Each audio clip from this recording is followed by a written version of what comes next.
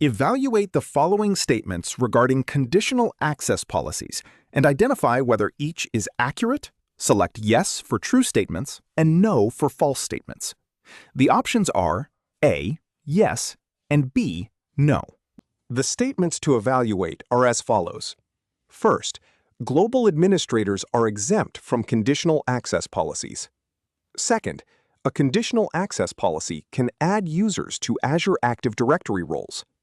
Third, conditional access policies can force the use of multi-factor authentication to access cloud apps.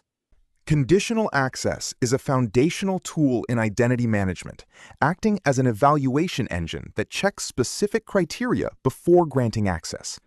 Consider how these policies interact with administrative accounts, how they manage user permissions or roles within a directory, and their capability to enforce security protocols like MFA. I believe the correct answer is that the first statement is no, the second is no, and the third is yes. Global administrators are not exempt from conditional access policies. They're actually subject to the same security requirements to ensure that high-privilege accounts remain protected. Regarding the second statement, conditional access policies are strictly for access control. They evaluate requests based on conditions like user, location, or risk level, but they are not used to modify directory permissions or assign users to Azure AD roles.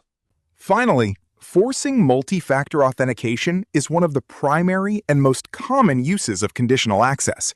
It ensures that whenever a user attempts to access sensitive cloud applications, they must provide additional authentication factors to verify their identity. For your exam, remember that conditional access is a decision-making engine. It does not perform administrative tasks like role assignment, and it is designed to secure all user types, especially highly privileged ones. Focus on the distinction between authentication security and authorization management.